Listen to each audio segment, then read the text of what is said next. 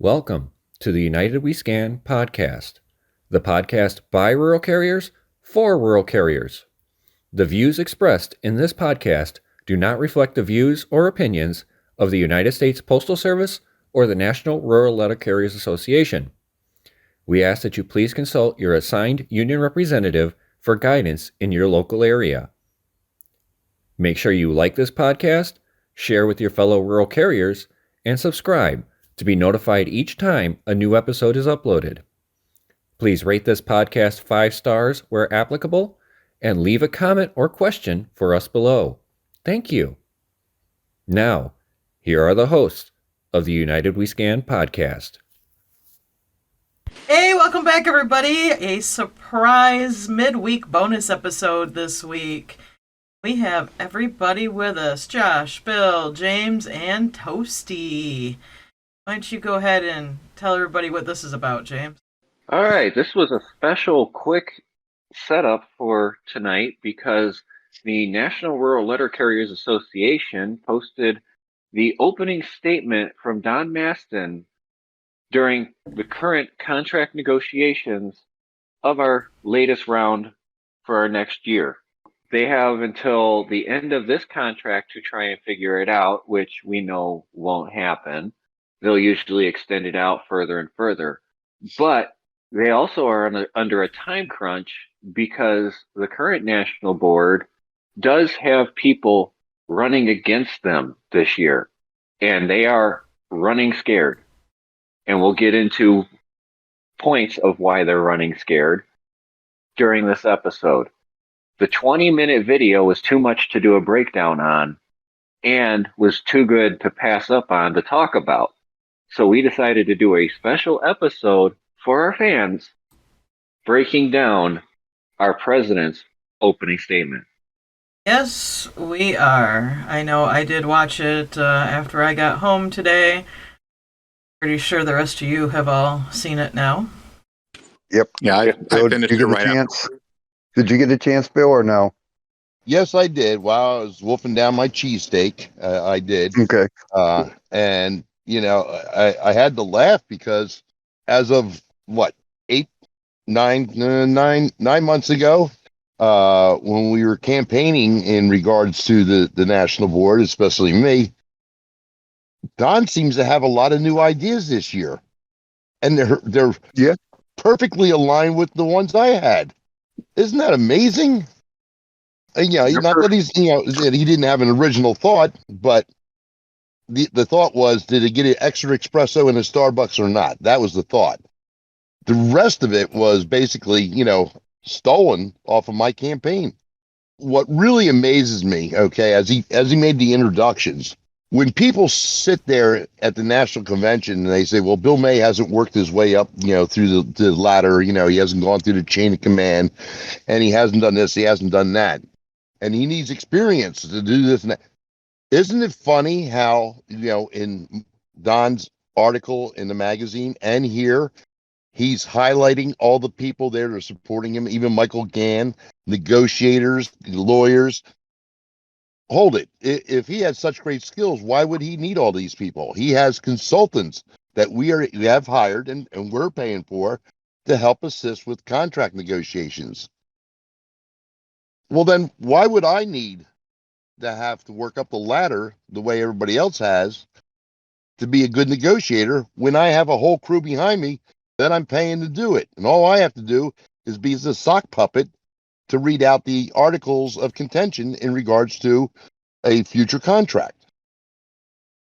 Mm-hmm. I'm missing something here. Let me know if I'm wrong. Let me throw a few points that he put out in his opening statement here. He said specifically, and I quote, "I have been involved in contract negotiations with the Postal Service since 2008. So think about that. Think about how long ago 2008 was. Contract negotiations since 2008. That means he's been involved with them, including the 2018 and 2021 negotiations. And then he goes on to talk about a lot of other things that we'll get into. But this man has been involved in contract negotiations since 2008. So think about all the stuff the union has given up for the craft, has given to management. We're not even talking about in 2012 when Rex was arbitrarily decided to become part of the Rural Craft. And Jeanette Dwyer, who was announced at the beginning of this, was the president in 2012. And she's one of our executive committee men up there. But these guys have been involved in this system since 2008. Now, I'm not asking for an answer from anybody here, but just think about this phrase. When you do the same thing over and over and expect different results, what does that mean to you? Just think about it.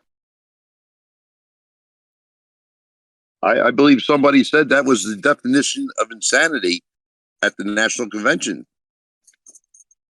Oh, yeah, that's right. It was me.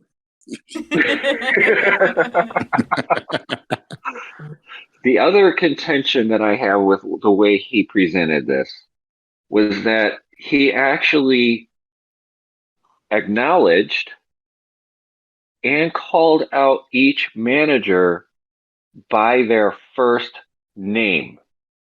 Now, in a professional setting, when you are doing professional negotiations and being a professional negotiator, you call them Mr. So-and-so, Miss So-and-so, Mrs. So-and-so.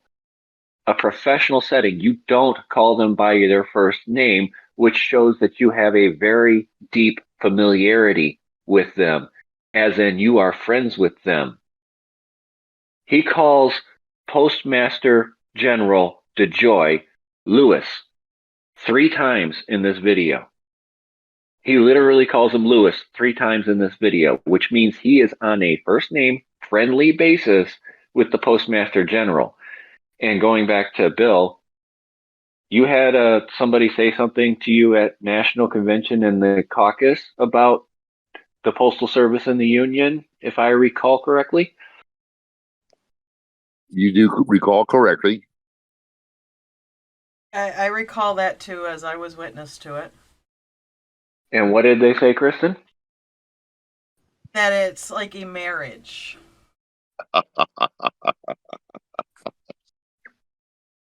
My favorite caucus night. Yeah. And that's when I explained that when you're in the marriage, you usually sleep together. So are you saying that the post office and our union are in bed? We'll get to that in a minute. I'm going through this line by line from the transcripts from YouTube, which I have to say that either he mumbles way too much or Google needs a better AI on YouTube to write the transcripts, because it was terrible going through. I noticed I really that feel too. sorry. I feel really sorry for our hard of hearing carriers out there, because this was difficult to read by myself while listening to his voice, let alone actually trying to read this. Now, he talks about in the last 2 rounds of collective bargaining, both in 2018 and 21, we successfully achieved agreements that were ultimately ratified by our membership. Agreements that address not only the challenges facing the Postal Service at those times, along with the need to improve wages and working conditions for rural letter carriers, a dedicated workforce without whom the Postal Service would not be able to carry out its universal public service mandate. So, 2018 and 21 contracts, the ones that we have 2 tables on and still didn't get good wage increases for the people on table 2 to get them closer to table 1, things like that. What do you guys think of that statement? I would like to see us get at least to table 1 for those of us on table 2. Although I kind of do still like the table 2 step system where it's every year and not this convoluted, 58 weeks, 46 weeks the next time. back to 58 weeks, and then back down and just spirals out of control. It's a little bit more easier to understand, but let's hope that he actually pushes a little bit harder on that. Well, Toasty, I agree with you going the 96, 40, 44 down to the 30s, whatever, is a little difficult. But if you add that all up and divide it down by 52, you're looking at 12 and a half years rather than the 15 years that Table 2 is to get to max out. True. That's one. Two, yes, the last two contracts have been ratified by 80+% of the ballots received, which equated to 20 to 25% of the membership returning a ballot. First of all. Second of all, after 2 rounds within 3 contracts of going to arbitration and getting shit on, the craft was afraid, partially, to not ratify it. I'm not afraid of arbitration. I'm just Not saying, afraid of as a general arbitration. whole, No, I understand what you're saying, and I completely, I agree with your opinion on that. That majority that do vote regularly are afraid of arbitration after what happened in the last 2. But I don't think it's something that everybody should be afraid of every time, though. And right? No, I agree. And let me add in there, the strength of your argument dictates the direction of arbitration. So if you go in with a weak case, you're going to get an arbitrator leaning the other way. If you go in there with a strong case, you're going to get the arbitrator to side with you. So I hate to tell you both, but you missed the point in the whole conversation, is that Don admitted that he was involved in the last 2 contract negotiations. yes, And what More has than it that. gotten us? More than that, he said since 2008. Well, yeah, So he's been he directly said, the last 2, but he's been there since 2008. So, let's see, 2008, we're 2024. We're just going into 24. We'll give him the benefit of the doubt and say he's only had 15 years of input, and the last 2 contracts have been shit. So what does that tell you about climbing up the ladder, kissing ass, and being in the gang of 9? Mm-hmm. We're self-serving. We're trying to, get to retirement with never carrying our route again, and we don't care about the craft. exactly what it is.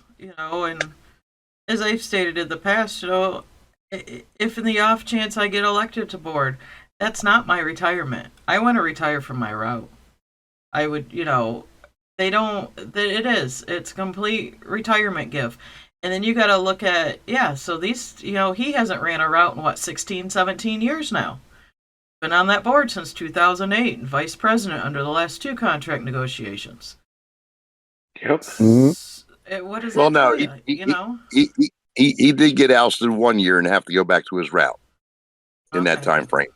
So he has run his route a year during that time frame. But, he's never seen his current route because it's too far away to drive. Yeah, it's like, what, 320 miles or something like that? 322 if you want to be exact. Oh, okay. and that it takes, don't forget, it takes 2 to 3 RCAs daily to run his route because it's so overburdened, and they won't cut it because it's the president's route. Mm-hmm.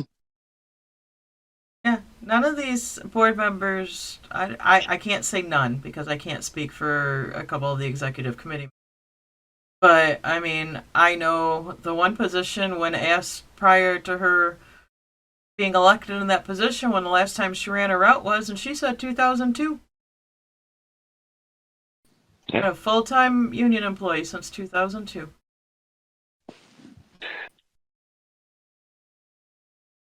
So that Now, is, more, and we're not going to talk about what happened with Jeanette when she stepped down as president.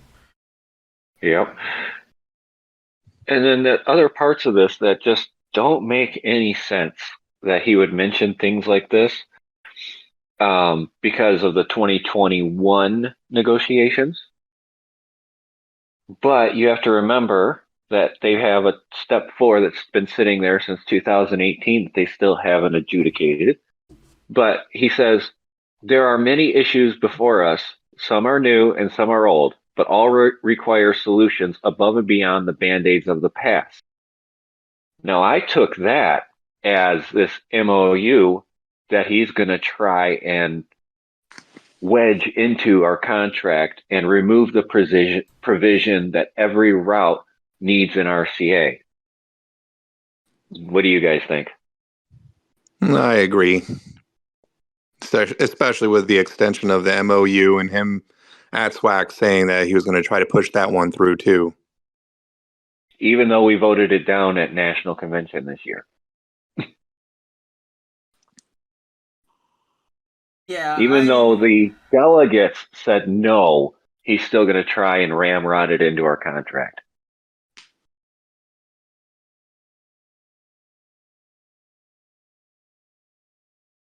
The fact that, and especially where we have that provision of, a relief carrier assigned to every route, including H routes, and actually Aux routes are included in that as well. Not just the designated 79, there can also be another sub assigned to that. So, now a lot of this comes into retention because I can't even tell you how many subs I have seen come and go in my little 6-route office in the 5 years I've been there. Yeah. Well, I personally think that the every sub per route article is outdated because of the fact that it used to be that people would work on just Saturdays. Okay. That's all they were looking for, a part-time job. And especially in the rural areas where you need to maintain a vehicle capable of delivering mail and parcels, that's not going to cut it in regards to the expenses of the vehicle, and insurance, and everything else, the repairs. So they need to have more hours. I mean, we had a stand-up talk this morning where they offered the subs, hours at other offices if they wanted to. If they weren't on the schedule, they had other offices that needed subs. And one of the regulars said, well, what about the regulars? And they said, well, you can go too. And I'm looking at them going, no, you can't. Sure you can. No, you can't. Well, why not? Because your office, your route is unto yourself. The MOU only covers your office. It doesn't cover other offices for regular career carriers. Are you sure? I said, no, I'm just an asshole, spewing. And then I walked away because when you have a postmaster that doesn't know the rules, what's the point of even talking to him? And I have been slightly corrected because the resolution that passed for something similar to the MOU was for in emergencies that a regular can volunteer to work before another qualified employee outside of the rural craft. So that provision would be part of the 06 order of consideration. It would not have to be actually implemented in the contract. They would just have to modify it. Yes. the order of consideration. So it would not be a contract provision because it is an emergency situation. Right. And we are not in a constant state of emergency, like somebody said in the chat. An emergency constitutes a life-threatening situation. James, that flies in the face of what Don said, of where people want to go home and be with their families and spend quality time with them. Oh yeah, that's you in there can't have too. it both ways, James. Before the kids go to bed. Yes. That's further down. That's further down. We haven't gotten there yet. We're still going through the top part of this. I haven't even gotten past page 3 yet. Well, let's let alone be at home in time for dinner. Yeah. I mean, he even said that these negotiations are taking place in the wake of an unprecedented global pandemic. Wait, wasn't that the 2021 1, yep. negotiations that took place in the wake of an unprecedented global pandemic? I think we're already past Okay. the Stop. pandemic. Stop paying attention to the details, okay? You're muddying the waters. You're Now, not supposed to pay attention technically, to that. He was in office at that time, okay? Yeah, technically, would it be in the wake of if you're still in the middle of? it would. Well, You're in no, the waves of they it. removed the restrictions, remember? Yeah, there are no COVID restrictions anymore. You got to treat it like the flu now. Yep. They're social distancing because they can't stand the smell of each other. Okay, let's move on. All right. And then he said, we are also negotiating in a time when parcel delivery has become the focal point of the Postal Service's business. No, duh. They delay the mail because the parcels are more important. Amazon is more important. Things like that are more, anything with a barcode is more important, except Express. Express isn't important, even though if it fails, the people get their money back. But the Postal Service isn't worried about that. They're making money hand over fist. They're in the green. Oh, wait. They're not.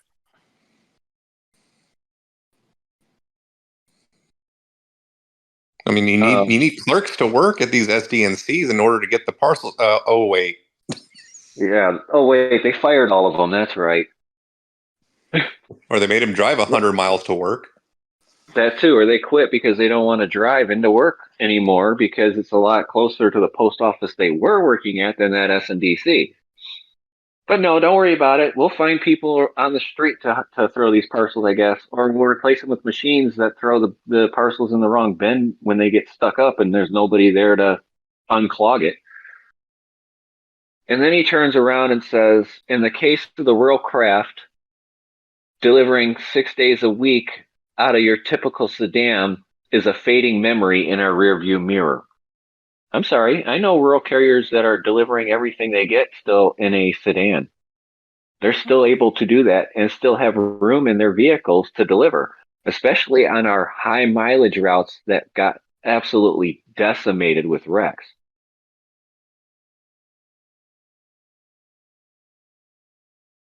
I'm sorry. Rex is the most equitable pay system ever to come along. Yeah, he said no longer do we have to argue about the standards that make up rural letter carrier salaries. No longer do we have to spend hours debating over or under statistics, or whether our pay system is an incentive system, or what weeks of the year are most appropriate for scheduling of a mail count. We have successfully achieved an objectively fair system of evaluating rural routes while maintaining rural delivery as the most effective mode of delivery in the Postal Service.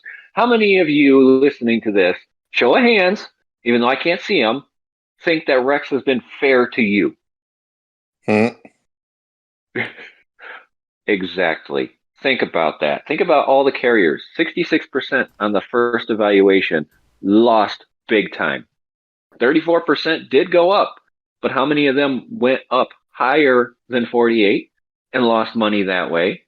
How many of them stayed the same because they were already a 48 or higher and just got bumped even higher with their evaluation? Yet 66% of our brothers and sisters lost pay. It's not fair and it's not successful. And it's been a year since we can even do any type of adjustments, and we still haven't seen them come in yet. Supposedly it's coming. Yes, please don't bring that one up. Reportedly. I only have a 2-ounce glass of Crown. Okay, don't go into that one. I'll need to go get the bottle. Here's the best line of that whole section. Our new system requires continued transparency and constant maintenance. Oh, you mean the transparency of that comprehensive report that's more redacted than the SR-71 Blackbird's owner's manual? And by constant maintenance, do you mean constantly giving up things to management, like taking the PARS labels from a 52-week average to a 2-week mini mail survey, or taking away WSH that was supposed to be input with WSS, And what's the word on obvious parcels? Since you still haven't discussed that, Bridget? You said at Michigan State Convention you were in negotiations with management to figure out what an obvious parcel is. And yet here we are coming up on the next Michigan State Convention and you still haven't done anything. Or my question of the day, when you receive your hamper and you have 4 bundles of ECR lot pre-sorted magazines, advertisements in there, are you sure you got credit for those? Because Exactly. which radar report am I going to wait for to find out if they're on there? And that's if you can get management to even print your radar reports and end of run reports and PTI reports. But it's transparent, Kristen. Oh yeah, it's transparent, all right. Unprecedented transparency. Exactly. And what's an unscannable parcel, by the way? Just to throw a little gasoline on the fire. Oh yeah, exactly. And then we go on and he says the Delivering for America plan 9 times in his 19-minute presentation. So that's 1 time every 2.25 minutes. Although it's more further down in the system. And then he goes on to say the Postal Service cannot keep RCAs when they are worked to the point of exhaustion without meaningful benefits and time off to recover from the difficult work of delivering parcels. Again, parcels, 7 days a week, often well into the night. Even regular carriers are leaving the Postal Service at rates I have not seen in my 34 years as a rural carrier.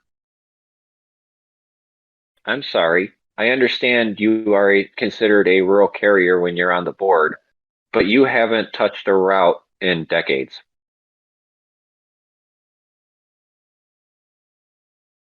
Well, from what he remembers, okay? Oh yeah, he remembers that we've had it too good for too long and that rural carriers have enjoyed getting off too early and getting paid for hours they weren't working. That was the basis of the evaluation system, wasn't it? It was a benefit to the rural craft. Because And I like those days where I'm off in 6.5 hours because I worked 10.5, 11 hours the previous day. or you get off at that 6.5 hours after coming in on Black Friday after Thanksgiving, and you worked over your evaluation into the overtime period, past the overtime period, and you didn't get paid for those hours, which is the basis of the evaluation system, so that in the heavier part of the year, you're being compensated for the time that you got off during the summer and spring and summer months when it was lighter. Exactly. Wasn't that the way it's supposed to work? Yeah. Supposedly. Isn't that why they have a 2080 and 2240 format, a platform, so that you don't go over those hours? That's why the whole new system is set up on averages. Yeah. I love this. We want people who view the rural carrier job as a career with stable employment that allows them to put their kids through school, buy a home, save for retirement, pay medical bills, put food on the table, have time to refresh and recuperate, having the training necessary to succeed, and work in a safe environment. Training. I would like one of our listeners here to post up which post office that actually exists in. I know there's a few, but on the basis of 134,000 carriers, I'll bet you it's less than 5% of the post offices in this country. Yeah. Someone in the comments asked that you mentioned the order consideration, James. They want to know where in the contract. They couldn't find it themselves. The And I 06 don't have a order of contract. consideration is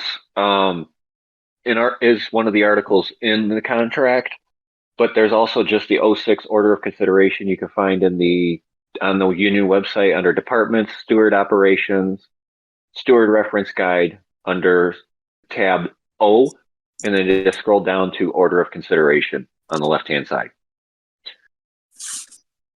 It's article 30.2. So going on, he goes on to talk about all the unions that have strike abilities, like UPS, UAW, the healthcare workers, the Hollywood writers, actors, and directors, and so on. Again, we go back to the last episode where I asked him, is he actually calling for a strike? Because he's constantly talking about all these different striking agencies and called carriers that have pulled their dues from the union because they weren't listening scabs. Are we right back there again? Well, it would be that maybe he's confused between the difference of a government agency versus a free market. I maybe he doesn't understand that. We are not a for-profit agency, and those people are, and there are shareholders that have to be answered to in regards to the profitability of those corporations and setting those contracts. And UPS, yes, they did get substantial increases, and then they turned around and let 12,000 white-collar jobs go out the door to offset the cost. But isn't culling management a good thing in a lot of places? Oh, hell no. What about culling management here at the Postal Service? Getting rid of bad management. Oh God! Yeah, if we did that, we wouldn't have any left. It sounded like Don was trying to give them sympathy points too. And the rural craft would actually probably operate a lot better without all that management over their head. Mm-hmm. I have an office with 5 supervisors and 1 postmaster. If 4 supervisors and the postmaster didn't show up, we'd still be able to operate efficiently and get our jobs done. If 5 rural carriers didn't show up, only the parcels would be delivered on those routes, and the mail would sit there. Hey, Bill. So, what do we really need, folks? More management? Bill, I want to contest what you just said. You said if the 4 supervisors and postmaster didn't show up, you would run just as efficiently. I'm contesting that. They would probably run even more efficiently. I didn't want to go there. I didn't want to be braggadocious in regards to being more efficient, because we know it would. One day, ladies and gentlemen, 3 years ago, during the COVID, right before Christmas, 6 of our 8 clerks called out. City and rural carriers pitched in together and got every parcel sorted faster, more efficiently, and done correctly than when they were there. So trust me, when the will is there to get the job done, there's nobody better than a rural carrier. Absolutely, because we'll all jump in to get it done so we can get out. Management doesn't need to sit there and micromanage. Half the time, ours are sitting there talking to the clerks and delaying them anyways over something completely stupid. So it's like, come on, we don't need them. They need us, though. We had a really good postmaster about 15 years ago. Very strict, very stern, and every once in a while would fly off the handle, and you'd hear it all the way across our building, which is basically almost 2 football fields long. And we had a situation with the clerks in regards to getting the DPS up. I jumped in, and I got 3 of the subs putting up the DPS, on our side. I got the one clerk, who had the most experience, had him, take charge of the parcels. Georgina, she's the head and letter clerk. She had the letters and the flats and everything taken care of. And he comes over, he goes, "Who the hell do you think you are? Run on my floor." I said, "Well, fine." I said, you take over. I went over and told everybody to stop doing what they were doing. He goes, "What are you doing?" And I said, "You want to run the floor, run the floor." And he goes, "Well, I didn't say you weren't doing it right. I just didn't know why you thought you could do it." I'm like, "Because it was getting done, you asshole." And he goes, "I really hate you, Bill." And I said, "I know, but are you going to let me get the job done or what?" And he did. He stepped back and let us get the job done. His city carriers didn't have any, detain time, didn't have to write up whatever, number of form they had for, waiting for their mail and everything. And we, as rural carriers, turned around and let the resources get, allocated to the city carriers first to get them out while maintaining a minimal crew working on ours. And everybody was happy. But, if you're going to sit there and piss and moan about your title or your authority and everything else, that doesn't fly. That's not how you work in an air of cooperation, That's not how you operate in an air of mutual respect for each other. Pitch in, roll your sleeves up, take your damn tie off, and get the job done. We're in the service industry, so shut the hell up and get it done. Yeah, that's like about a month ago we had all of our management team except for one supervisor was out. They all seem to have gotten sick at the same time, with that one supervisor who really wishes he could go back to carrying mail. That whole week, mail was up, everyone was out, all routes were covered. It was a beautiful week. 2 weeks after that, he took annual leave for a week, and all the rest of the supervisors and manager were there, and it was a shit show. Nothing was getting done. Nothing was getting thrown. It was horrible. All right, we've I'm swayed sorry. off topic. We're off on a tangent. James, continue where you left off. Now, this is the statement of the century from our president. This is the one that tells you exactly where his mindset is and exactly whose side he is on. The NRLCA, which is us, the craft, is encouraged and inspired by the Delivering for America plan, and our union has been steadfast in support of the plan's goals and many of its strategies. I need to rephrase, and our leadership has been steadfast in support of the plan's goals and many of its strategies. Our leadership has been touting the Delivery for America plan. He said the Delivering for America 9 times in this because he's kissing backside of DeJoy.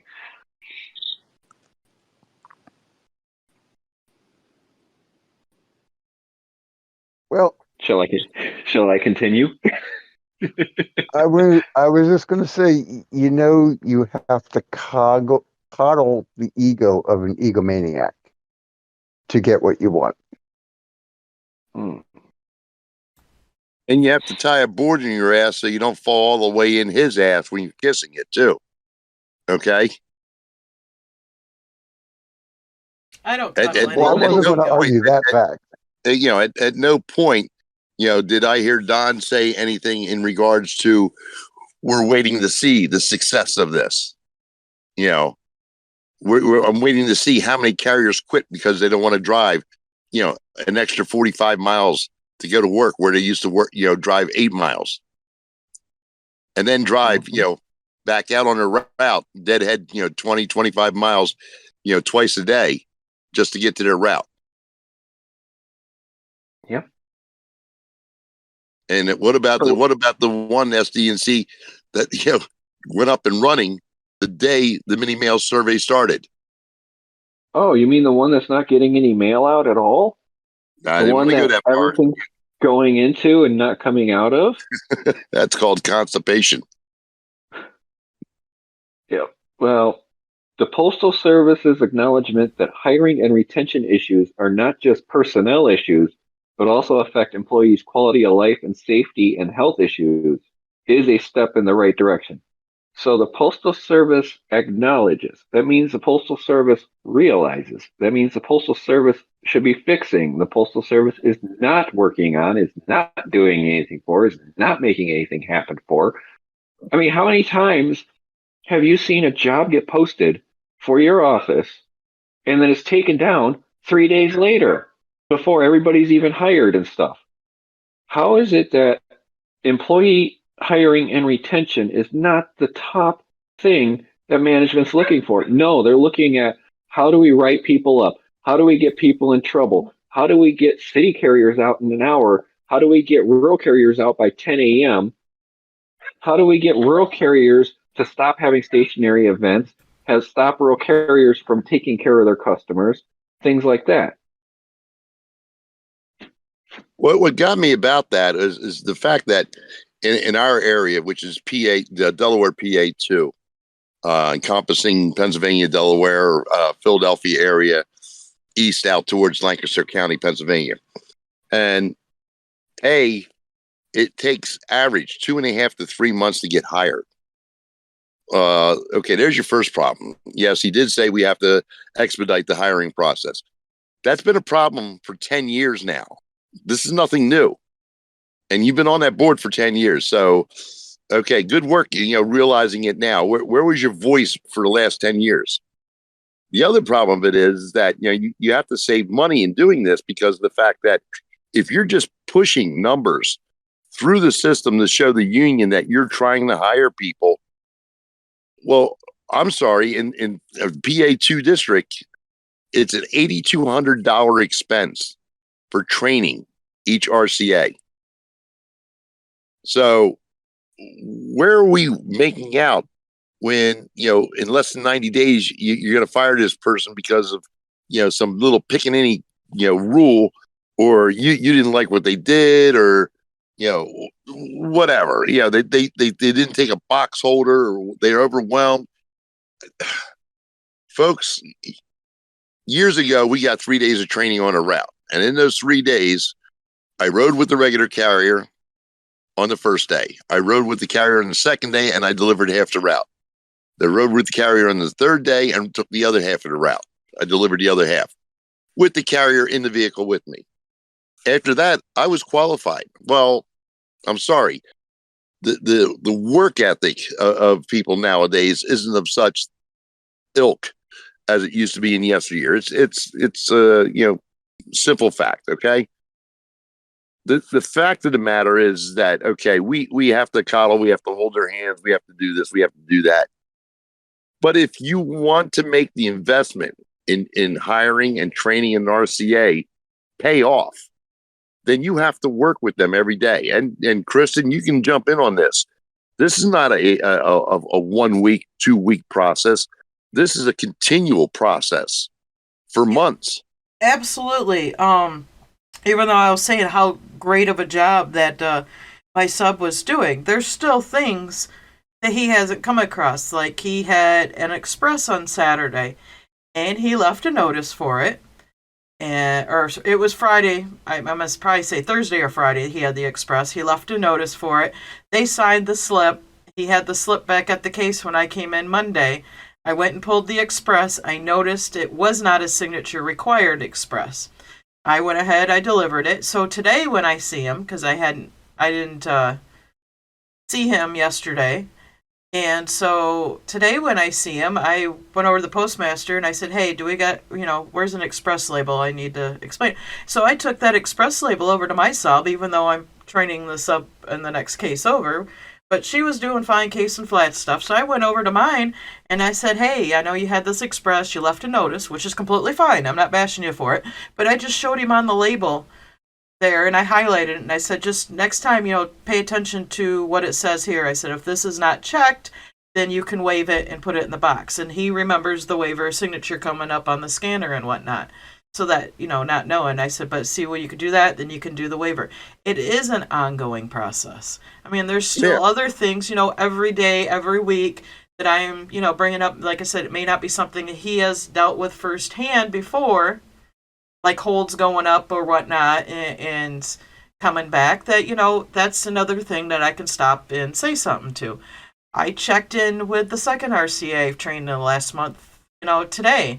She was completely on her own today. She wanted to be completely on her own. She didn't want the help. But I went over there and I checked with her and asked her how she was doing and if there was any other questions. She had a few questions about something. I answered them. No big deal. Then I went back over to the one I'm working with this week and, just to see where she was at with case in the mail and whatnot. So yeah, it is always an ongoing thing. Even our first sub, the one that started at Christmas time, there's still things that he's still learning. He actually did tell me that he wished that I had trained him, even though unfortunately I wasn't able to. But but I'm still teaching him stuff that he may not come across or is something new or something. When I see it and I notice it, I bring it up to him and say, hey, and that includes the rec scans. When he Yep. was taking part of my route one day, splitting it with my sub, and he had like 12 packages for one house. Luckily, they were light, but still. And I said, now, when you get done delivering those, I said, when after you scan them at the door and you got them all cleared, when you get back to the truck, I said, go under the Rex activity scans. He's like, yeah. And I said, number 9, trip to door. He's like, yeah. I said, then enter how many trips it took you to go to that door and back to deliver all those. And he's like, oh, okay. He goes, I never knew that. I said, yeah, that's just, he's like, okay, yeah, I got that. So, that type of stuff I try to go over with him as I see the opportunity to go over it with him all the time. And to finish off on the pet peeves aspects of training people, my office, we have, new RCAs, we have some experienced RCAs, and of course we have experienced rural carriers. Monday, a 34-year carrier came over to ask me, are we still putting the WSH in? Now, normally I would basically flip out, okay? Because A, you should know by now, with all the training that I've provided in our office, okay, that when they discontinued the WSH credits for you put them in your scanners, it was repeated for a month last year. And here he comes at the third mini mail survey asking the same question. Well, Bill, maybe I was off that day. No, you weren't. You weren't off that day because I did one week, I did it 3 times, Monday, Wednesday, Friday, just to make sure everybody was, informed of it. And yet here's a guy with 34 years of experience. So please don't expect your RCAs have been there for, 2 paid periods, 4 paid periods, 3 months, 5 months, 6 months. How many have even seen a foreign COD and know how to handle that? I know regular carriers that don't know how to handle a foreign COD, let alone a U.S. COD. But it's beside the point. I've The thing never of it is, handled a it's COD ongoing. at all. Back to you, James. So he talks about he again brings up the S&DCs and how everything's brand new and working for carriers. Then he goes on to, we know that turnover is way too high. We know many of our members are working 12-hour days, 6 or 7 days a week. We know that the hiring process takes too long and that once hired RCAs aren't staying and having kept up with demand, this model is unsustainable. Wait a minute.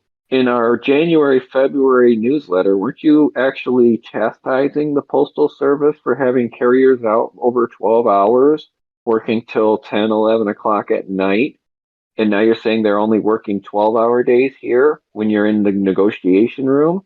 Then he goes on, Unfortunately, these negotiations afford us an opportunity to right the ship and uphold the Postal Service's promises. They're not promises. They're contractual agreements.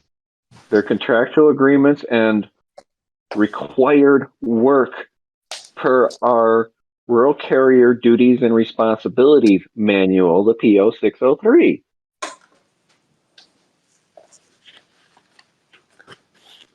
Now, he does go on to talk about non-career workforce needs a quicker path to becoming a career employee in the Delivering for America plan, which, in Don Maston's eyes, is converting RCAs to PTFs because an RCA pays less dues than a regular carrier, but a PTF, who's only guaranteed 2 days a week, has to pay full rural carrier dues to the union. So he's not looking to make you career for your benefit. He's looking to make you career for the union's benefit, for their pay benefit, because so many people have left the union, they got to find a way to get more dues coming in with less people in the union.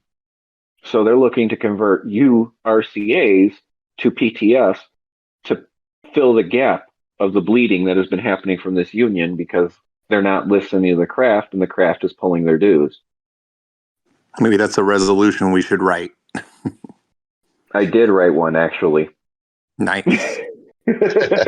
one of the 9 I wrote on Saturday or Sunday. The 9 I wrote on Sunday. Another essential piece of the puzzle requires improving the workplace environment. We need to recognize the mental and emotional toll that understaffing, overscheduling, and bad management imposes not just on rural letter carriers, but on managers too. Do managers really enjoy denying regular carriers leave or forcing RCAs to carry parts of 2 or 3 routes in a day? I mean, wait a minute.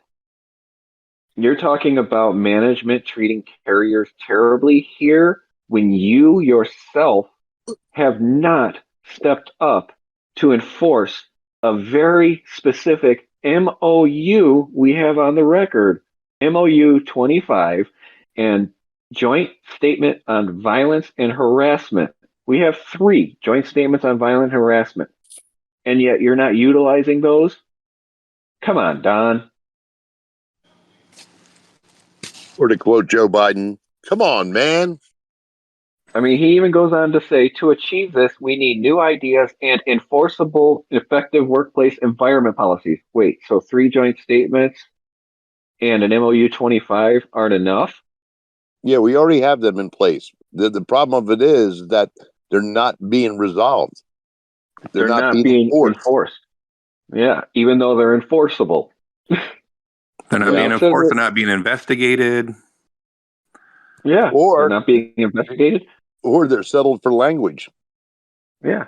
Or as in the case of from aid arbitration that we talked about in this past episode, and now we're going to talk about it again, he's doing the Memphis shooting incident and how management was warned that this manager was creating a hostile work environment months in advance of this. And the very person who was responsible for investigating that was on the stand in the last episode from aid arbitration. The guy who got the information, signed off on it, didn't open an investigation on it. And they tried to pass the buck, saying that there were other avenues that they could have taken, this and that. That's what they do. They like to throw it off, give plausible deniability, everything like that. But it's not up to the carrier. We say that there's a problem. It needs to be investigated. Yep. And if we can solve our staffing issues, some of this abuse will likely go away, as I suspect some bad behavior is brought on by the impossible tasks made of frontline supervisor to reach unattainable numbers and goals given the short staff they are left to manage. So are you saying that our frontline managers are having issues from the managers that are above them? The district managers, the regional managers, the national managers? Are those people putting so much pressure on our frontline managers that they have no choice but to roll shit downhill onto the carriers? Is that what you're saying down here? Is that what you're telling national leadership that they aren't paying attention to? So, maybe if you had better qualified and trained frontline managers and people who treated the carriers with respect and the clerks and the city carriers and, work with them instead of threatening them all the time, you're saying that would help alleviate the problems on the front line? I would think it alleviate 95% of the problems on the front line in terms of not only that, but also in a lot of employee retention. I was just going to say on retention as well, because nobody wants to go to work and be treated like that. Exactly. And if you are a newer RCA, and I've seen them many leave, within a couple days, a few months, because they, it may be fine. The manager's kissing their behind for those first couple months, and then they start treating them like dogs, like everybody else. They walk out. We had a clerk in my office. She went to go take care of her sick child, used a sick day, and then the day after, they asked for documentation. She quit on the spot. Like, you can't do that. You have to be a human being, not a manager. You got to be a leader. Managers manage, leaders lead. And that was the main reason why I took FMLA for my daughter's pregnancy. Was because I mean, I've got a carrier right now that's getting singled out because he took Monday off as a sick day due to new medication he's starting, and then had to call in Tuesday, and now she's getting on him about his unscheduled leaves. He hasn't had that many. Yep. And on the other side of that coin, you have carriers who career wise have called out once, twice a week, on the weekends, the day before the holiday, the day after a holiday. We have PTFs and RCAs also work the system like that, and there's nothing done to them. I have a carrier next to me. Yep. Every day is late, but since he doesn't put up any grief about the postmaster coming over and borrowing his vehicle, he doesn't say anything about it because of the fact that she could bring the hammer down on his tardiness. And I told him, I said, well, fine, come in on time. Then she has nothing to hold over your head. I said, but the vehicle belongs to the route, not to the office. That, or he can ask for a later start time to align with what he's doing, as long as his evaluation still gets him back in the time that management needs him to get back for the truck. I mean, Well, granted, they're getting rid of afternoon trucks in a lot of places too, so I mean, it wouldn't be too hard of an issue. He can't because he already explained the problem was that he keeps hitting the snooze button too much. Mm-hmm. I was like, you idiot. Or those same carriers that put in leave slips for a future date, and then it gets denied because there's no subs, but they still, when it comes to that day, they call in, and nothing happens to them. Mm-hmm. Yep. I had one carrier that called in from the parking lot. Yep. Pulled in. So, I was still in RCA that day, or at that time. Pulled in, saw that I wasn't there, and I was just on the aux route, so she called in from the parking lot and left. yeah. All right, James, continue. So now we continue on with this. We go back to him touting his experience. As rural letter carriers, many of us with decades of experience working for this great institution, as in decades of experience working on the national board, is that what you're saying? He talks about most trusted in the government, and then he goes, the Postal Service must be willing to take the bold and historic steps that are necessary to make that aspiration a real reality.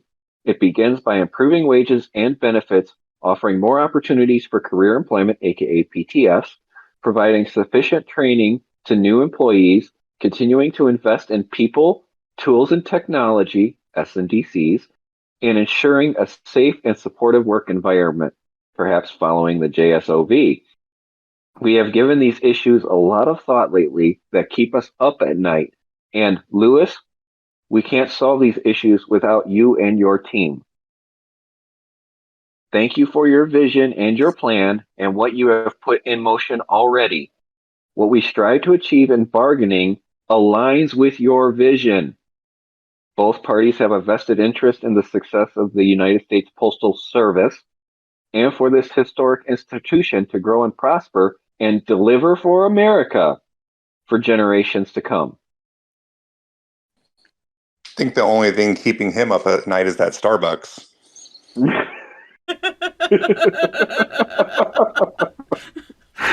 Yes, he did have a non-union coffee cup on the table as he is doing union negotiations. Hey, I said we should order the color change mugs for the podcast and send it to everybody on the board. Ooh, a black mug. Put your hot coffee in it, and you got the podcast logo staring at you. Now, granted, I do like my Starbucks myself, but if I'm going into union discussions, I am not bringing a non-union coffee into the discussions. But I'll go to one of the unionized Starbucks. Hey, Kristen, you order the mugs. I'll pay for them. So that is the basis of the speech that we wanted you guys to understand. Now, granted, we want you listening to us to go out and actually listen to the speech yourself. Watch how he does speak this. Watch his actions. Count how many times he licks his lips. No, don't. Don't. You're gonna get seasick watching that too much. I would break my But- clicker that I use for my upsides down. Yeah, me too. No, my biggest Watch how thing. he's staring down at his speech the whole time. Yes. My Yeah, biggest no eye thing contact. is. Thank you. Yes. That's where I was going with that. Was, if you're going into negotiations, and grant you not, you have a speech prepared, you should already have that speech where you just have to grab the next line with a quick glance down and know what you're going to say. And that way you can be making eye contact with those people that are sitting on the other side of that table from you in that room that you're going to be negotiating with. Not burying your head and reading the paper and looking up only once every minute or so. Yeah, Basically Does showed that me that sound familiar from what I said? you literally, when you're sitting there and you're looking down and reading and you're using the voice he was using on that, you look like you're already defeated. You look like you're already submitting to the person sitting across from you. You have no power behind what you're saying. And judging by the way he was speaking it, he obviously doesn't believe in the words that he's saying. it had no heart behind it at all. None whatsoever. Do you know the difference between Don's speech and what my speech would have been? You would have actually probably scared everybody on the other side of the table. And 25 minutes less too. I wouldn't have been sitting there. I'd have been standing up, Yes. knuckles on the table. You would have had a podium, and when you got to an exclamation point, you would have smacked your fist on the table. Bill would have been standing on the table. In my ping pong. Yeah. But no, yeah, the lack of eye contact is big for me. And I can even say that because, I mean, as Bill knows, the first time I ever got up at the podium at National to nominate him, bright lights, 1,500 people staring back at you, I was very nervous and very intimidated. I can hardly talk. But I did look out at everybody across the crowd. I would make eye contact with different individuals in different parts of the crowd. Every time I've been up on that podium since, and including the caucuses back in 2022, I make eye contact with various people throughout the room. And when somebody would get up and question or have a question, I made eye contact with them the entire time. That is a really big thing, especially if you're going to be negotiating with somebody. You're going to be staring them in the eyes. I do that with my own boss when I got to stop her for something. I'm looking at her straight in the eyes when I got to say what I got to say. It's the lack of and the lack of passion and lack of any heart in it. It was literally like somebody said before, watching a teacher read a paper or a book in a classroom. There was just no emotion there whatsoever. Well, how are you going to have emotion when you don't believe in what you're saying? Exactly. Bingo. You hit the nail on the head. I mean, that was a through and through prepared fourth draft copy of a speech that basically said, kiss your ass, kiss your ass, kiss your ass, work with you, kiss your ass, kiss your ass, kiss your ass, work with you, better the post office, kiss your ass for the future, kiss your ass. Don't forget, we're only saying this for the craft to hear. We're only saying this so we can get reelected at national this year. We're only saying this because we have to for the craft, but delivering for America. And Please give us a bone. Please give us a bone. somebody said, do they not teach public speaking anymore? I think Don's old enough to actually have had public speaking when he was in school. Well, what gets me, okay, and people who first saw me at Grand Rapids, was that 2018? Yes, 2018. And yes. I'm the angry man. Well, it's not anger, it's passion. And I've tempered my passion down so as not to convey that I'm an angry person. I'm not an angry person. I'm pissed as hell. I don't get too angry because when I get angry, you don't hear nothing. Then that's the scary part. But the thing of it is that I'm passionate about it. And there was no passion in there. There was nothing there that said to me, he cares about the carriers. There's nothing in there where he said, our carriers are being abused. And that's the wording that you should have been using. They are being, intimidated. They are being threatened. They're being abused. Not, oh, they're working 12 hours and they're getting home after their kids are in bed. No, they're being ground into the ground by inferior management, by people who are intimidated to the point where they're afraid of losing their jobs, and they can't wait to find something else. Why do you think 240 people left SWAC in what was a 6-month period, James? It was in the last year. Last year, 240. One state had a plus 10 on that list, but Yeah. every other state combined was 250. So if you include the plus 10 from one state, you had a loss of 240 dues paying members. 240 people pulled their dues out of the union. It wasn't they left the Postal Service. It wasn't they changed. It was they pulled their dues. They signed a sheet and said their dues are being pulled from the union. And as I posted, these aren't people who just joined up, at the academy and pulled it after their 90 days. These are educated, experienced carriers who have said, you know what? I'm not getting no bang for my buck. I'm getting no representation. I'm not getting any satisfaction. I'm not getting any protection whatsoever against management who are clueless in regards to the contract, work rules, EEOs. I mean, they are totally clueless. I have 5 supervisors, of which none ever carried mail in their life. And they're telling us how to do it. Well, they tell other people. They don't tell me. They like to stay away from me. God, I would love to see a post office filled with Bill Mays. There wouldn't be a problem in the world. Oh, God. I wouldn't like to see that.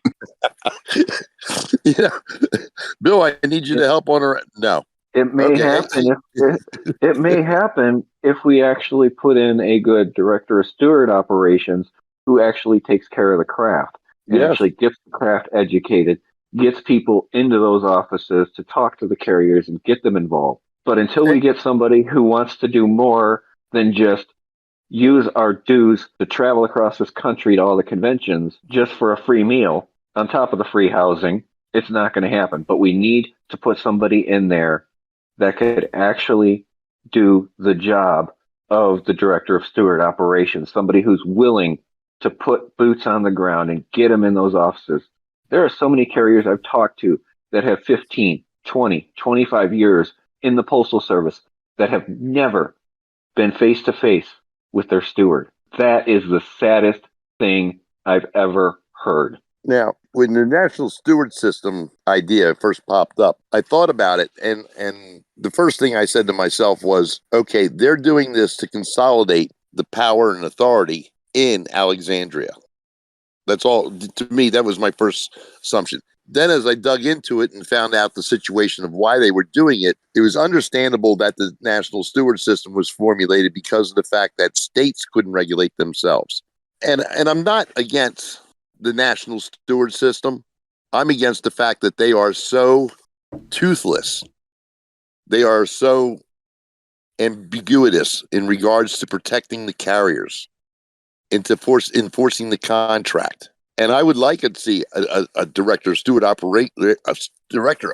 operations get in there and give these people their teeth back and grow some balls to go after. I don't care if we have to have an ADR, part-time, full-time, or a DR out on the street, away from their home for 20 days out of the month. I don't care.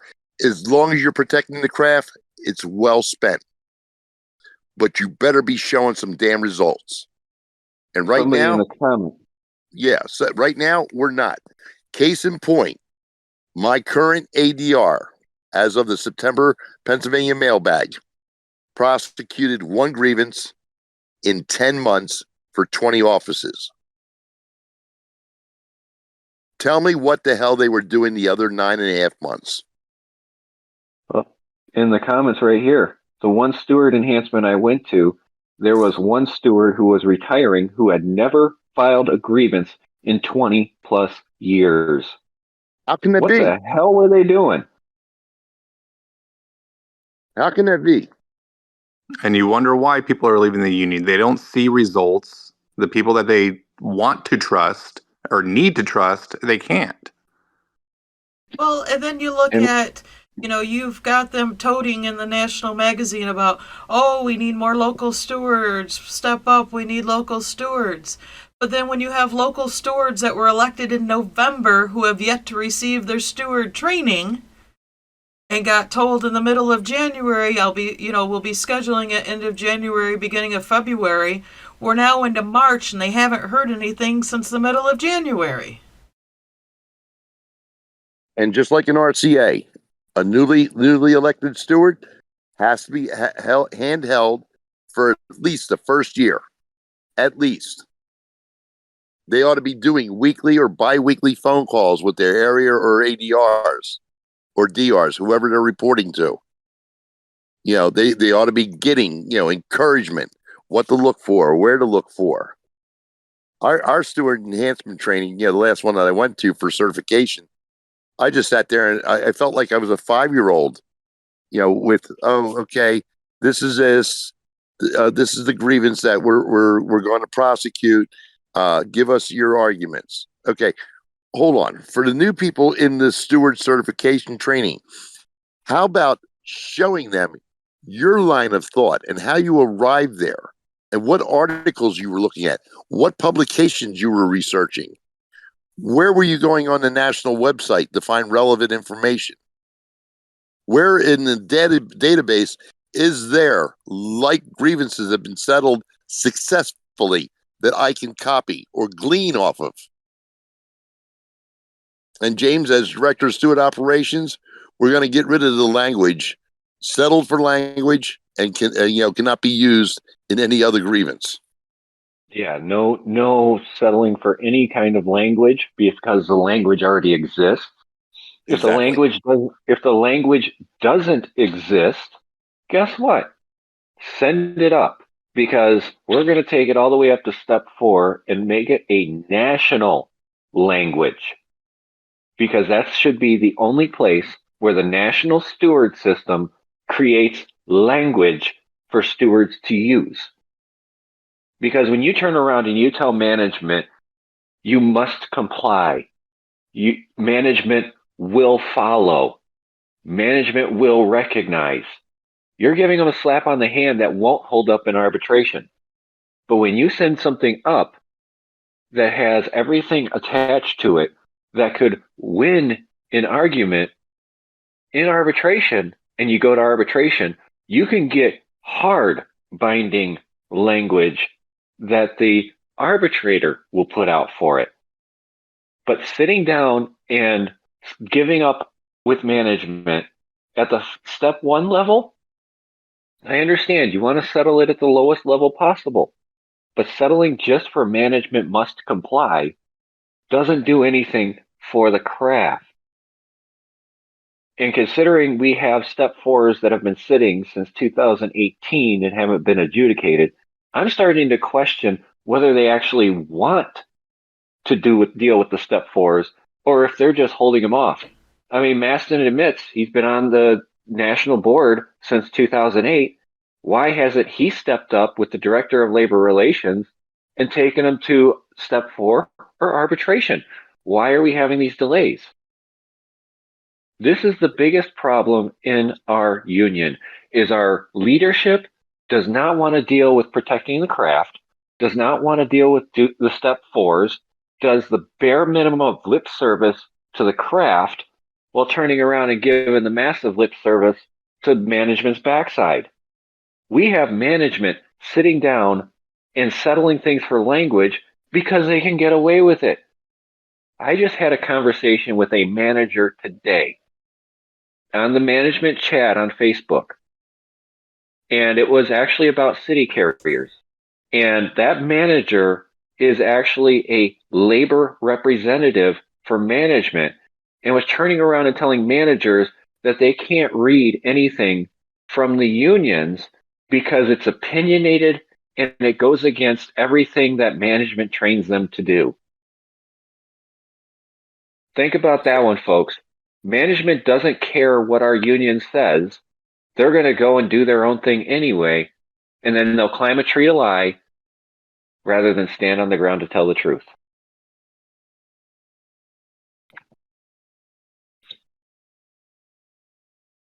Okay, I'm off my soapbox. Oh, okay. I didn't hear you step off there.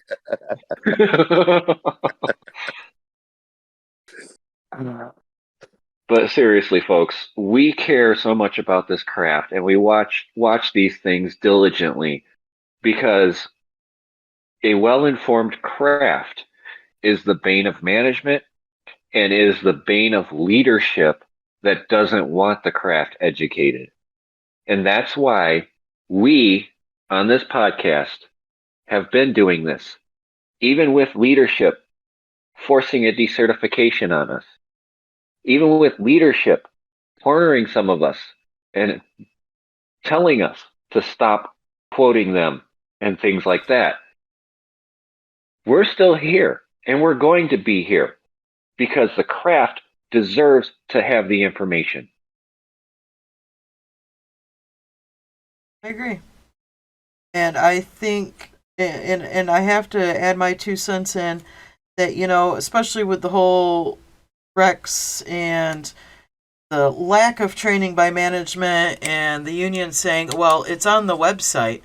I'm sorry. If you, and everyone knows if you're not a dues paying member of the craft, that you don't have access to that. My thing is I don't care if you pay dues or you don't pay dues. Your reasoning for not paying dues is your own personal reasons. You're still a member of the craft. If anything has to do with your wages, you should have that information regardless available to you.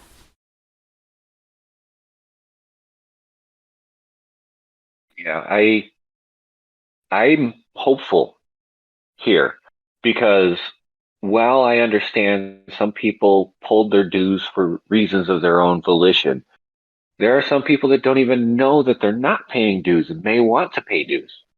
And my only hope in doing this podcast and getting involved with the union and things like that is to hopefully draw more people into being dues paying again. Because the only way our craft can fight for the craft, or the union can fight for the craft, is if people are paying dues. And I'm not trying to say that the dues would be wasted on current leadership, but when effective leadership gets put into place and we start giving information out to non-dues paying members, I'm hoping that's enough to entice them to pay dues into this union, to support this union, and to support the craft. Because, and to get involved. yes, get involved, vote, be a delegate. That's the biggest thing right now. Vote The current for your leadership delegates. the Even current if- leadership that's sitting there was selected by a delegation that was voted in by 10% of the voting craft. 10%. How much difference would it make if another 10% of the craft voted for delegation or 20% voted for delegation? The difference would be astounding at who's actually sitting in that room. Granted, there are people that have been voted in year after year that are really great at being a delegate and studying and understanding things and talking with the craft. And then there are some that go there just because it's a vacation and they get paid to go. But it is up to us as the craft to decide who should be voting for your leadership. Because right now, any resolution that goes up to change how we vote for the leadership is going to be rejected. Changing the delegation is the first step to getting the craft heard. you talk about people joining the union, and the union will give you a whole litany of reasons of why you want to join the union. And for the most part, they're valid. Okay. The money aspect of it to me is minimal. Okay. There is a cost assigned to having this association. The thing that to me that matters the most is that if you are not part of the union, you can bitch and complain on Facebook all you want. It's like, screaming in a hurricane. Nobody's going to hear you. You're going to get drowned out because you have no voice. If you get involved in the union, join the union, get involved, go to your local meetings, go to your, what do you guys call your little weekend things there? Boosters. Your boosters or your state conventions or regional conventions. That's how you get involved, and that's how you get to find out what's going on. You can see the politics in action. You can see, how people, interact with each other and how they garner, people's curry or curry people's favors and, get promoted up the board, or they get assigned to special commissions. They get to travel to Washington, D.C., like several people in my state do almost every year. Same with mine. I won't name names, but, we all know who you are. And the thing of it is that, until you're part of the union, until you interact, you have no voice. You have no say. It's like not being registered to vote. Don't complain about the politicians if you don't try to change them. Well, if I vote this way, it doesn't make any difference. But someday it will. And maybe this year, if we get the delegates on board, maybe this year we will change the National Rural Letter Carriers Association board for the better. As my shirts say, carriers first. There's no other reason for anybody to be on the national board except for to take care of the carriers, to educate them, to promote them, to protect them. Period. And if you're not doing that, you don't deserve to be on the board. And the proof is in the words that they use when they speak to the craft, speak to us on a video, how they act when they're around us. When we were at SWAC, when they were walking around, it was always Shirley with Bridget, Don with Patrick, and Nikki by himself. Yeah. He was by himself. The poor guy was by himself because they had their cliques and he wasn't part of them. That should give you an idea. Had dinner with us. Yeah. That should give you an idea of what the board thinks about the people that are even on the board with them when they actually ostracize one of the 9. So, which was funny because of the fact that was actually a question that they answered at SWAC, was why all the national board people sat next to each other. And Don got up there and explained to everybody that, well, we're friends. We actually like each other. But yet at the dinner, Bridget and Shirley sat together, at a table with one fellow. They were the only 3 at that table. I never saw Don or Patrick Pitts there. And Nikki ended up at my table, and he said, "Come over, can I join you?" I said, "As long as you don't mind being seen with us." And he said, "Oh, I don't care anymore." So, the thing of it is that, hold it, if you're such great friends, how come you're all spread out? But yet all joined together when we're in the conference together. Oh yeah, at the hip.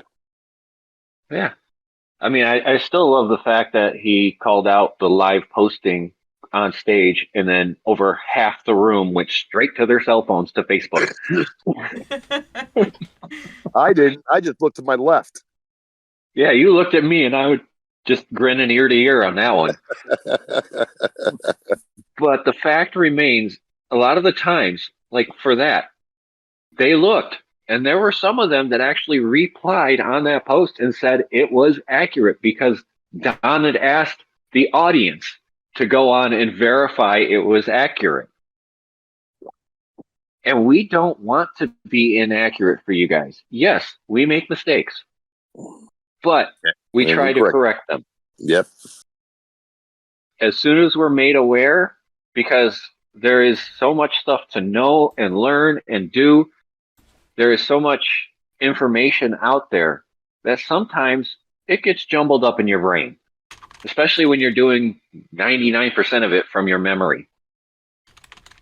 But we try to give you the best information as possible so that you can make the best decisions you can by researching, understanding, learning, and understanding the job that you have to do as a rural carrier out there. That's all I have. I think that's a wrap for tonight. I agree, guys. I have my work cut out editing. Hey, I didn't say anything wrong, did I? I don't This know. time? No, not at No, all. just a lot of ums and I knows and you knows. Leave it all in raw, says Meow. Unfiltered. I do want to touch on a comment up here real quick that was posted. Let me get to it. Why are retired carriers voting on these things? Because they pay dues. Yes. They pay dues, therefore they can be a delegate, and therefore as a delegate they have voting rights on national board elections as well as for resolutions and appeals. But and there are retirees that actually care. I mean, Wild Bill. There are a handful of awesome retirees out there. However, Wild Bill, for instance. Yeah. I don't Not Bill that's on the podcast, but I don't necessarily agree to it all the time, but unfortunately that is the law. It is a labor board thing. As long as they are a good standing member, they are allowed to be a delegate. Yes. You cannot be elected to the board as a retiree. That you cannot. And retirees don't ratify contracts, but they can vote on resolutions, and they can vote and they can elect national board members. Which I think they ought to be stripped of there. That would require a binding resolution that would have to be passed and or at the constitutional change. What? And or a constitutional change. Well, that would be a binding resolution. Yeah, a binding resolution But would you change the constitution. So have to look at what the NRLB laws are on that as well. Yes, the NLRB rulings and language would have to be included in that resolution to ensure that it is properly written, so that way it does not violate the National Labor Relations Act. And from my point of view, in regards to the retirees, there are some that are very good for the craft as far as their attendance.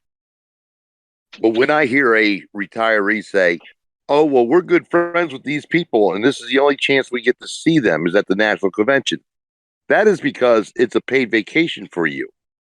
But if you're such good friends, why are you only seeing them once a year? Just throwing that out there.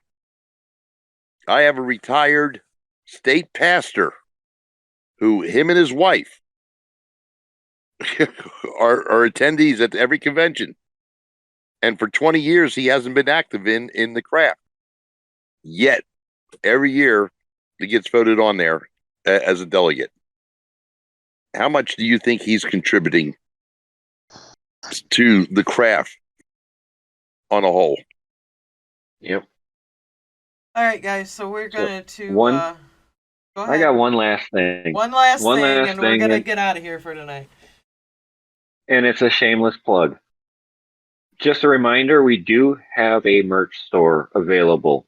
So if you guys are interested in having mugs, shirts, even um,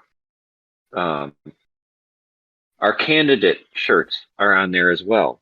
So we're shamelessly plugging that today because of the conversation about national leadership. So I figure we could plug our merch store available. You can check it out. It's on our Facebook page as well as our group. So you can find it there and help support us to be able to come to conventions and things like that, because a lot of us are doing this out of pocket. And some of us aren't on table one like some people, Bill. So, some But of us are it helps table us. 2, step 1, fresh out of being an RCA, and Yeah. really hates taking loans out to have to do this stuff. Yeah. But no, honestly, I'm just going to add to it, our profits are very minimal. I mean, I walk to 3 or 4, maybe $5-6 tops per item. It's not. I tried to keep the rates somewhat low-ish. You tried to keep it affordable for table two carriers. Yes, and And so out of and those things, most of there's very little profit. But I'm gonna post a link to it here as well. So and most of these profits, at least in the upfront now, is to help get Kristen better equipment and software for recording and editing, because we know sound is one of the things that's been one of the major issues sometimes. Josh, aren't you a table one? I am, but I figured I keep getting pushed to the background anyway most of the time, Well, so I I didn't let want to them. get singled out there by James. Oh, okay. Fascist prick. and also, if you guys have ideas or slogans that you want put on something, feel free to let us know. I know I've had a couple of them that I've gone ahead and put on merchandise. So no, just let us know. We're definitely going to need the Starbucks cup one. Yeah. I have to be Kristen, get to careful work. of licensing for that one, guys. Put a scanner over it. Again, I have to be careful with the licensing on that one. You can change one letter in there and really create a new brand. Yeah. All right. We digress again. Okay. Final thoughts. Well, I mean, go ahead, Josh. I was just going to say there's only 2 more days of the survey. Don't get yourself overwhelmed. If you do, take a step back, take a deep breath, step back in. May the gods be ever in your favor with the new emails. James or Toasty? Toasty. I'll probably just leave it with this.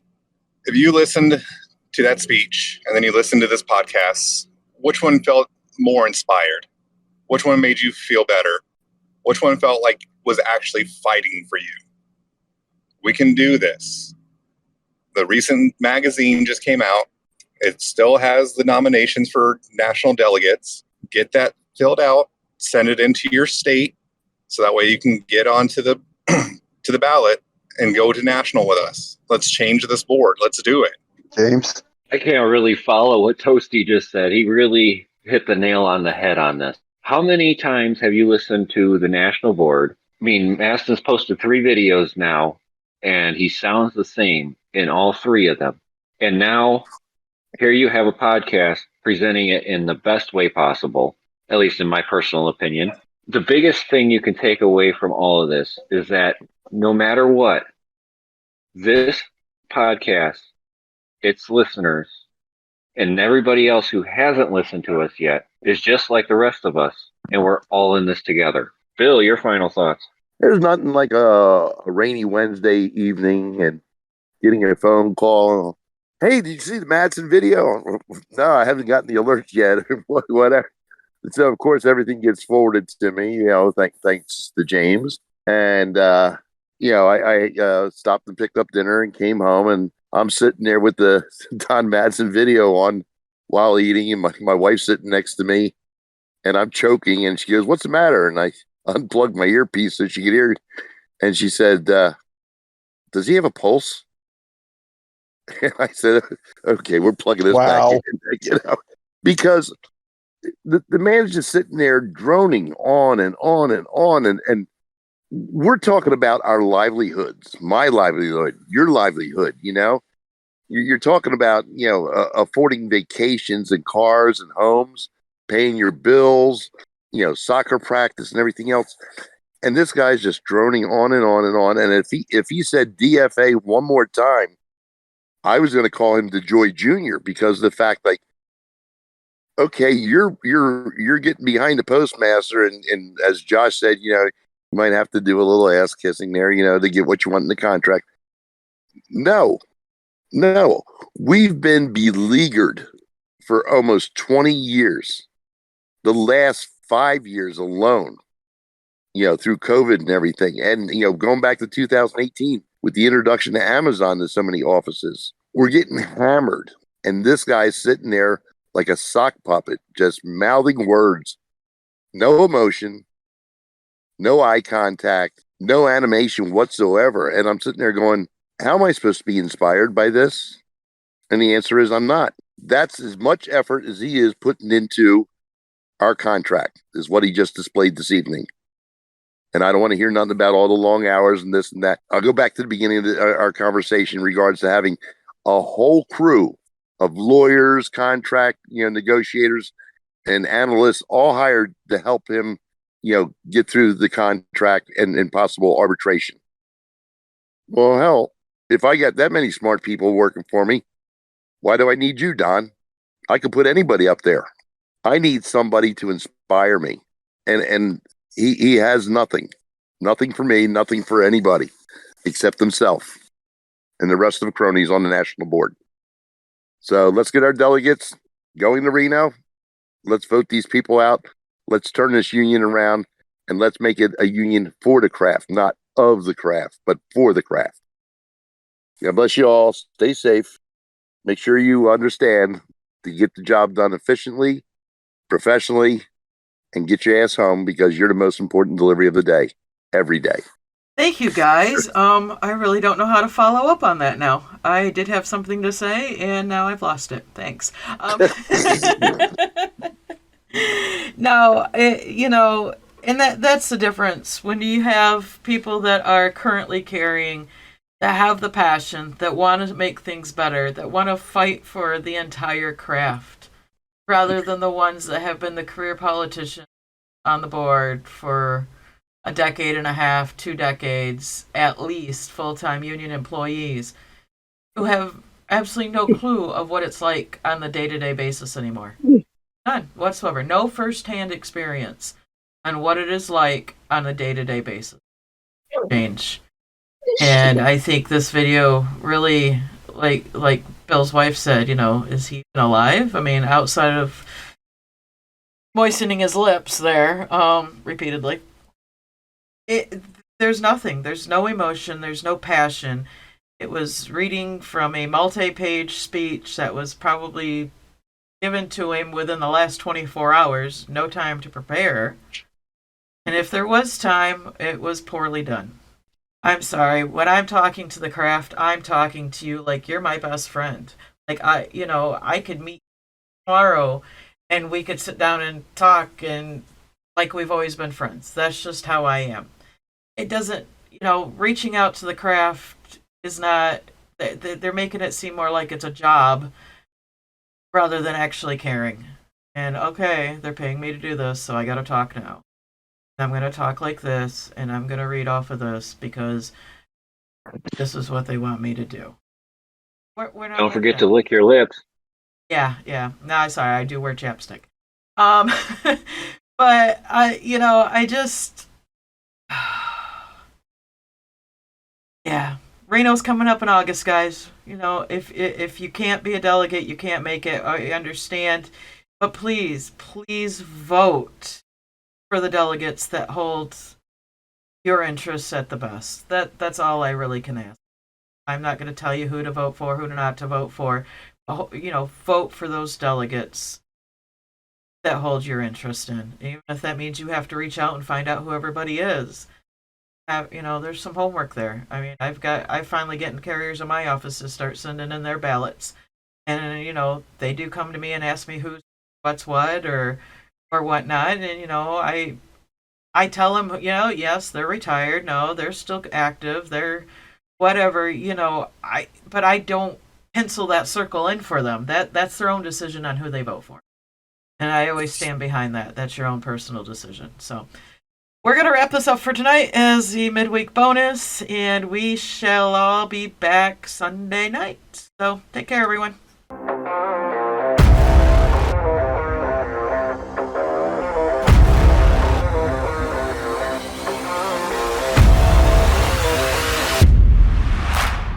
No, the national board's listening. Yeah. Hi, guys.